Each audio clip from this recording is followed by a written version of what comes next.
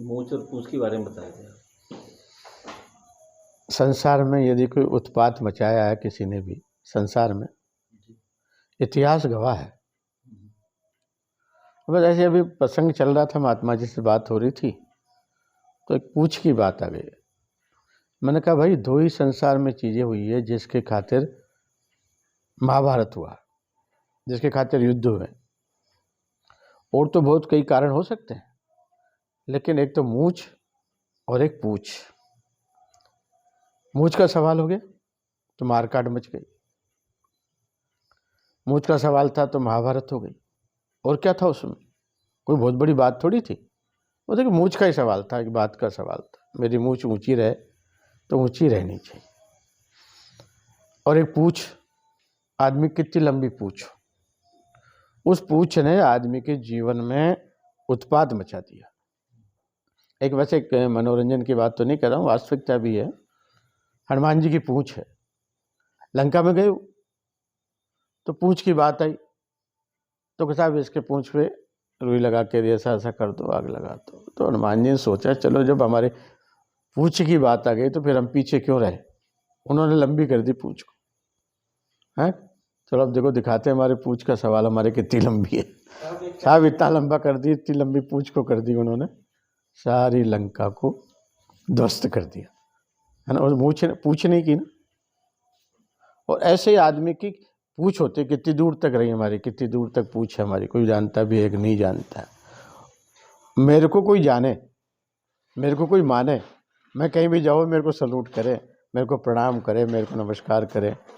यहाँ तक कि वो तो ये चाहता है कि रास्ते में कोई रेड लाइट पे कोई पुलिस वाला प्रशासन वाला भी मिल गया तो वो भी अगर उसको सलूट कर दे तो बस मैं समझ जाऊँगा हाँ यार हमारी पूछ हो गई। कई लोग तो महाराज, कई लोग तो क्या करते हैं ऑफिस में चौकीदार को, गार्ड को, अंदर बैठने वाले काम करने वाले वर्कर्स को पैसे इसी बात का देते हैं कि भाई मैं जब आऊँ तो तू खड़ा हो जाया कर और मेरे को सलाम किया कर। पूछ का सवाल हो गया। तो ऐसे एक मूछ की बात आती, मूछ है ना, मेरी मूछ ऊंची रहे नीची नहीं रहे। तो एक छोटा सा प्रसंग है, विनोद की बात नहीं है, बस एक समझ की बात है कि गांव में एक वणिक पुत्र, एक बनिया का लड़का शादी होके आई उसकी नई नई, और 2-5-7 दिन में उसने क्या की, मूछ को ऊपर करने लगे, मूछ के ताव देने लगे, ऐसे ऐसे ऐसे। गांव के ठाकुर साहब माचा लगा के बैठे थे। क्या महाराज जी, गांव के ठाकुर साहब माचे लगा के बैठे थे। तो उन्होंने कहा कि छोरे इधर आ। कहते हाँ ठाकुर साहब। कहते तेरी मूछ नीचे कर। कहते ठाकुर साहब मूछ मेरी, मैं मूछ का मालिक, इसमें आपको क्या दिक्कत है, मैं मूछ को कैसे भी रखूं, ऊपर रखूं, नीचे रखूं, नहीं रखूं। कहते नहीं, ये हमारे गांव का कायदा है कि मैं ठाकुर हूं, यहाँ का ठाकुर ही मूछ को ऊपर रख सकता है, और कोई आदमी की हिम्मत नहीं है कि मूछ ऊपर रखे। कहते नहीं साहब मैं तो ऐसे रखूंगा। ठाकुर ने कहा नहीं, ऐसे रखना पड़ेगा तो फिर युद्ध करना पड़ेगा, हमारे साथ तो एक ही काम है, हम तो ठाकुर है, या तो युद्ध करना पड़ेगा नहीं तो मूछ नीचे कर ले। कहते ठीक है युद्ध कर लेंगे, हमारे क्या है। पर कहते ठाकुर साहब बढ़िया था ना वो, तो कहा ठाकुर साहब एक काम करना, क्या युद्ध में कोई ना कोई तो मरेगा, या तो आप मरो या मैं मरूं। अब अपन क्या पता कोई ऐसी स्थिति आ जाए अपन दोनों ही मर जाए, तो हमारे घर वाले क्या करेंगे, उनकी बेइज्जती हो जाएगी, उनको कोई पूछेगा नहीं। वहां पूछ का सवाल आ गया, वहां कोई पूछेगा नहीं। तब जब उनको भी नहीं पूछेगा कोई, यार अपनी मूछ का सवाल है, तो अपन तो मैं तो इस मैंने सोची मेरे दिमाग में कि मैं तो घर वालों को सबको, मेरी लुगाई को, अभी भी ब्याह हुआ है, मैं तो उसको लुगाई को मार पीट के काट पीट के आ जाता हूँ। ठाकुर साहब ने कहा चल ठीक है मैं भी ऐसे करता हूँ, जब तू भी कर रहा है तो मैं भी ऐसे करके आता हूँ। तो ठीक है आप करके आओ, मैं भी करने जा रहा हूँ। ऐसा कह के करके उस बणिक पुत्र ने, वैश्य पुत्र ने कह करके घर चला गया। थोड़ी देर में साहब वो तलवार अंदर से लेकर के भी नहीं आया, और आया तो बाहर ठाकुर साहब बैठे, और उसकी तलवार जो है ना खून से सदी हुई, और बैठे। वो लड़का आया, अरे कैसे क्या हुआ, तू बगैर तलवार की आ गया, मेरे से युद्ध कैसे करेगा। तो लड़के ने कहा महाराज कैसे ठाकुर साहब, मैंने सोचा कि मैं अभी अभी ब्याह हुआ, मेरा शादी हुई है, इस मूछ के चक्कर में मेरी पूछ क्यों ख़त्म करूं? क्योंकि मैं रहूंगा तो मेरी पूछ होगी, जब मैं रहूंगा ही नहीं तो मेरी पूछ कहाँ से होगी? हैं?